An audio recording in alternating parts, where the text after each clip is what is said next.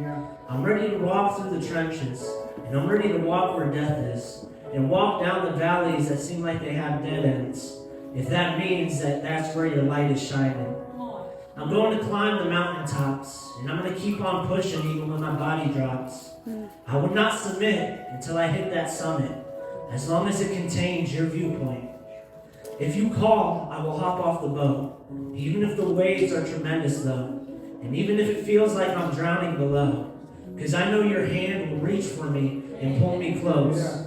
Whatever I have to go through, Lord, I promise to remain in you, and I promise to never turn away from you. I promise I will not be dismayed, because I want to carry that mantle. Amen. No matter the amount of agony, I know the cost and I know the price. It could be everything. It may make me feel like I'm stripped, and it may make me feel like I have nothing left. I know I may lose some friends, and I know there will be times I can't make amends, and I know there will be family that turn their back on me. I know I may get hurt and abandoned from people that were there for me. But oh Lord, can't you see? I'm putting all my chips in. I'm done giving 50-50. Just open my eyes so I can see your vision 2020. Take this tongue from me and turn it into a sweet melody.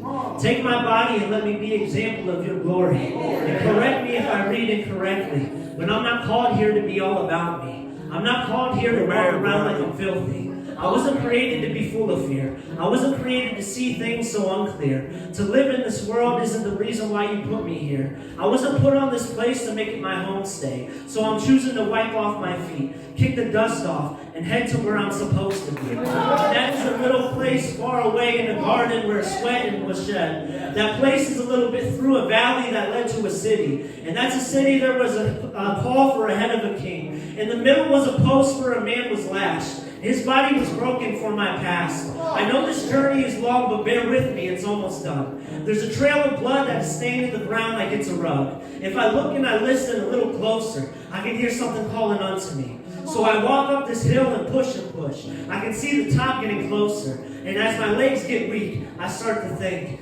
maybe this journey was too hard for me. Putting my words in action isn't always easy. But as I am out of air, I look up and I can see so clear. A sign that reads, "Welcome to Calvary." As I see the cross standing there before me, I'm reminded why I said those things earlier. It's because this was the place that ignited my faith. A faith that reminds me I have victory. A faith that reminds me there will be a happy ending. A faith that tells me I can be free. Free from sickness, free from darkness, free from depression, free from oppression, free from guilt, free from condemnation, free from the devil, free from lust, free from drugs and free from alcoholism, free from chains and free from addiction, free from a grave because my Savior rose again, free from a mind that is torn because he wore a crown of thorns, free from a heartache because he was pierced through the rib cage, free to hold on to everything that he promised because he took nails in his hands and his feet. It may sound bloody and it may sound gruesome, but this was a cost for us to no longer be lonesome and instead experience a relationship that is so wholesome. Such a privilege it is for me to become your son. How thankful I am that you shed your blood. How thankful I am that you said, "Father, forgive them." How thankful I am that I won't be forsaken. How thankful I am for the promise that you gave him. That's the most important thing that you tell me, that as long as I keep my faith in you, the greatest thing that you promised me to is that I'm able to experience complete freedom. And that freedom is for myself.